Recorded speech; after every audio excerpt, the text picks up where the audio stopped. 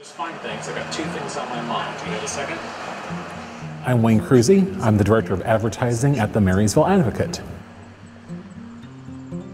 When I saw your post on Facebook, the first person I thought of was Alex Shultz. Alex and I went to high school together, and now we've both ended up back here in Marysville. Alex is the owner of the Astro 3 Theater. He's a great businessman, but he's also a great community leader and community member. You know, I think Alex in high school and Alex as an adult are one and the same. Everyone loved Alex. He's such a consistent, generous, likable guy that in high school, you know, he was friends with everyone. He was active in band and different organizations, and I think you see that today as an adult as well. I think Alex takes his job as business owner really seriously in the sense that he owns one of our landmarks, per se, you know, one of the places in Marysville that people land on. And I feel he takes it really seriously in the sense that he's got this building and he wants to present its best self to the community so that when people are coming in, you see this lovely theater, you see all that he's doing, and it's a place that people, whether you're a local or whether you're coming to visit, it's a place where people want to go. And I think he has that sense of community pride that he wants his location to be the best it can be.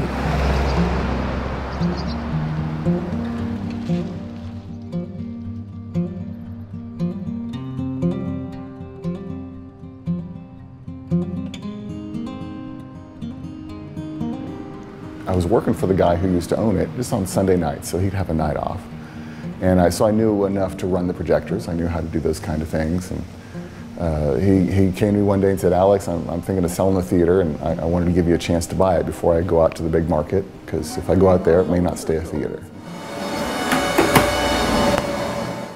And he really loves the theater. He just couldn't keep it anymore. So I felt really lucky that I had the opportunity to buy it. It's not something I ever would have considered doing in my life. I didn't grow up dreaming I was going to own a theater or anything like that. And the more I thought about it, the more I liked the idea. So I talked to my dad, and he said, "Well, that doesn't sound bad at all." So we got together and got it going. Put a clip on the screen right quick for you. We'll just do the commercial that CJ Express runs. But you can see right through there, so we can make sure everything's working, and once we like what we see, we can head back downstairs. The building was built in 1912, and it was an athletic center. They turned it into a theater in the early 20s, an old silent theater. And over the years, you know, it was a theater, but they kind of kept it the same way it was. So from what I understand, it had actually closed for a couple of years, and when they bought it in the 70s, they modernized it to kind of give it a new feel and new look and nice and clean and up, you know, bring it up to date. And then they changed the name. It used to be called the ISIS Theater, but now it's called the Astro Theater. And so once they did that, they brought in, they put some facade on the front of the building, give it a kind of a, I guess a Midwestern look to it. And they covered up a lot of the brickwork. So we lost the really nice archways that you see on the front door, stuff like that. They took all that off or hid it all, basically, is what they did. They also, inside the building, they lowered the ceilings. We have very tall ceilings, but they lowered it down with the drop ceilings like you see in modern buildings, and put wood paneling on the walls and cleaned it up very quickly and easily and cheaply, cleaned it up and made it look really nice. And they did great business. But after 40 years, that had kind of worn down too. It wasn't looking nice and new anymore. So when I bought the theater, we started, even before I actually signed the papers, about a couple weeks before that, the guy gave me permission to start working on it. And so Dad was out there ripping the front of the facade off the building to see what we had underneath it and see what we could do to fix that up. And so even before I bought it, we were working on things. So this tin ceiling, this is stuff, there was a ceiling similar to this in the movie theater when I first bought it, but it was really rusted up, and they'd actually covered it with those foam sound tiles. They actually covered it up over the years. So we tore all the foam sound tiles, and we realized the tin was no good anymore. It had just been rusted through in too many places. So we bought all new tin, and my dad cleaned every piece with acetone and painted it all up himself and installed every bit of this tin in here. And I think it did a great job of really giving a nice look to the room. Yeah, the projector guy was very happy with me because he said a lot of places just run a theater and try to get money. And he said, "I can tell you're trying to get a good experience for everybody by, you're upgrading projectors you don't have to upgrade to right now. And, we put in, instead of stereo sound, we put in surround sound, all those things, upgraded stuff as far as we could." And so he's very pleased with me, and I'm very pleased with the service he's given me, because he appreciates what I'm trying to do, and he understands when you try to do something really nice, it takes effort, and he puts everything he can in to make sure that he keeps it going for us. So it's really nice. We got a good guy. When I bought the theater, I knew that I wanted to make it the best I could make it. I'd worked for my grandparents at one time, and I remember how they did their business. It was just snow cones, and the way they did their snow cones, they basically said, make it the way you would want to eat it. And so I made some really good snow cones. So I thought, you know, when I'm doing that with this movie theater, let's serve the popcorn the way I'd want it. I want a bucket heaping with popcorn. You know, I want a big cup of drink. I don't want to have super high prices. And so I had to kind of come up with a way to manage all that to where I could make some money, but I could still give people stuff that's just, I think, is awesome. So I tried to come up with a way to do that, and I thought, if we're going to make a movie theater, let's make it beautiful. We've got a beautiful building to start with. Let's just do what we need to add on to that and really bring it up to something beautiful. And I kind of went with the idea, if you have kids, and those kids grew up at my theater, I want them, when they go out the rest of the world, no matter where they go in the rest of their life, I want them to go, yeah, I went to the movie there, but I really like the Marysville Theater better. It's just such a nice place. And that's what I want them to remember growing up in Marysville. This was such an awesome thing to go to, someplace like this. I thought of Alex right away because I thought for a while that he's one of our local heroes that maybe we take for granted. Alex is a behind the scene kind of guy, so he's not always out there wanting the attention or wanting the accolades, but he's someone who's so generous with his time, with his talents, with his resources, that I think we rely on him as a community, maybe more than we think. For example, I think the free movie he offers every Tuesday is a great service to our community. Not only do we get to see films that you might not expect a small town to have, some of the more artistic films, so it gets people to come and see different things, and it's free. It's a great service. When I leave work at the Advocate, I always go up 9th Street to my house, and so on Tuesdays when I'm heading home, there are always cars everywhere. So yeah, I think those Tuesday night movies are very popular because, you know, part of it is it's a free movie, so you know, if you don't like it, you're not necessarily out of anything, but if you do like it, that's even better. The free movie night on Tuesdays came about because we actually had a production of a musical here one summer, and they had a gentleman come in and show them how to do all the trick roping. It was the Will Rogers Follies, and they did all the trick roping. He showed everybody how to do that, and this gentleman happened to be making a movie, producing it, I believe. There was a famous play, a famous book, and so they put it out on a 35mm film, and we were still running film at the time. And one of the gentlemen associated with the theater group suggested maybe we could bring that movie in. So they arranged to bring it in. We showed it for free for everyone, and it got me thinking, hey, this is a kind of a limited appeal movie. I would not make a lot of money, maybe not any, if I brought this movie in as a regular show. But what if I brought a movie in and showed it for free, and maybe I did it several times so people would have a couple chances to get off work early and come in to see it or something like that. And see if I could get people interested in seeing some really good shows that would never be able to come to a small town like Marysville. So I started doing that, and at first I did charge for them at first. It's $4 for a movie. I think we had 4 people come, you know, that kind of thing. There's no way I could keep it up. So I thought, you know, if I'm gonna pay for this movie anyway, I'm not making any money off of 3 or 4 people, let's just make it free. And suddenly it picked up.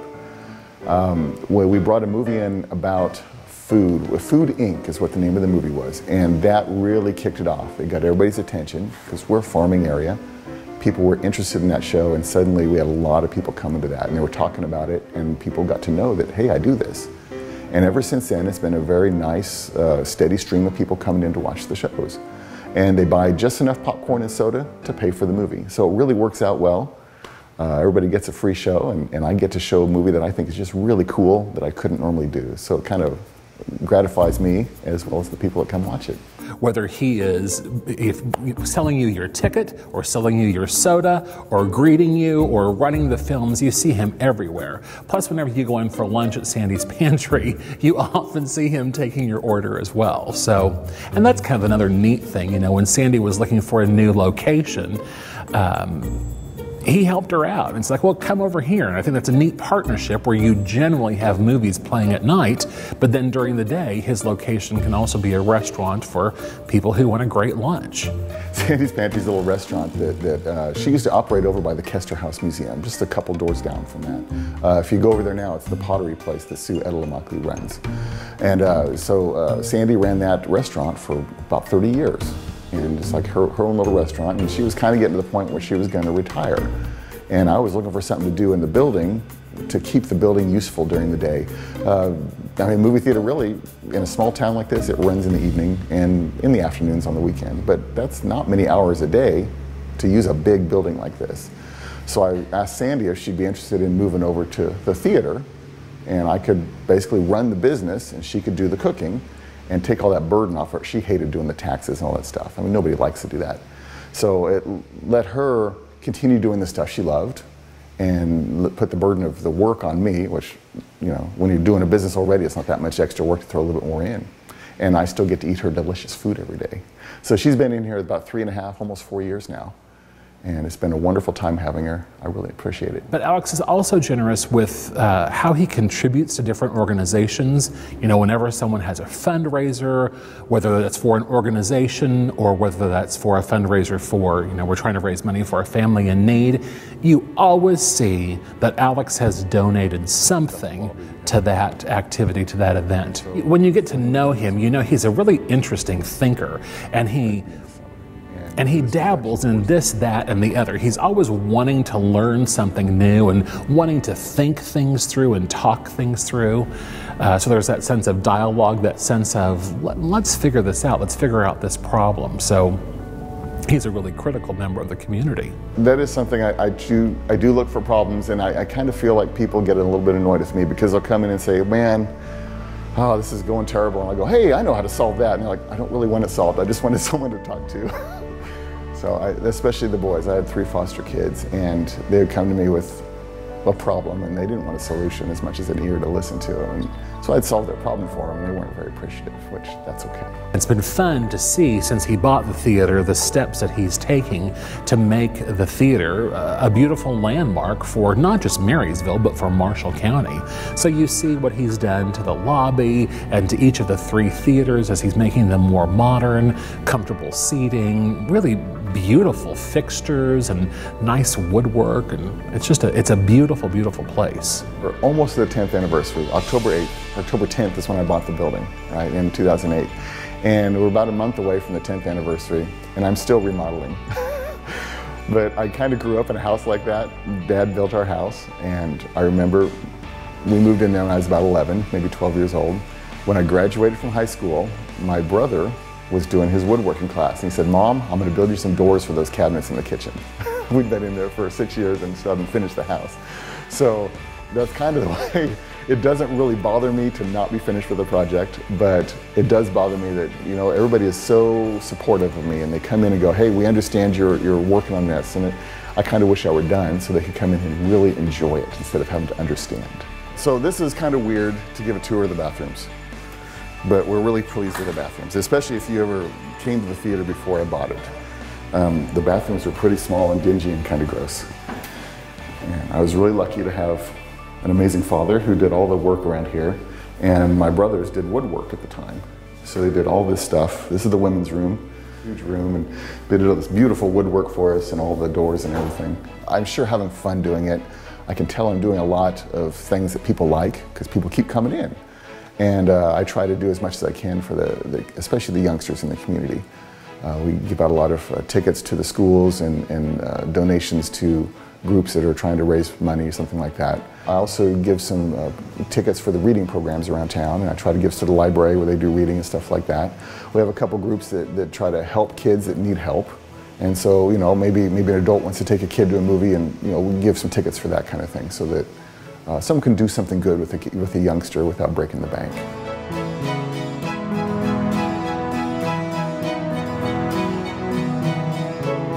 Well, I gotta be honest with you, I'm kind of here under false pretenses. You were nominated to be a local hero by Wayne Crusoe. Okay. So how do you feel about that? He thinks you do a lot of special things for the community. He thinks what you're doing here at the theater is pretty incredible, and this is just kind of our way of thanking you. Well, you can probably tell I'm blushing. I can sure feel it. Wow, I didn't expect anything like that. Wayne is a really good guy, and that's awful nice of him to think about me like that. I don't know what to say. I'm kind of floored. But, well, I'm very honored. That's wonderful to hear that people notice when you do little things and try to appreciate it. That's wonderful. What do you think he would think about what's going on right now? Well, as I said earlier, Alex is someone who I think he likes a behind the scenes kind of, he has that kind of an attitude where he doesn't need the limelight.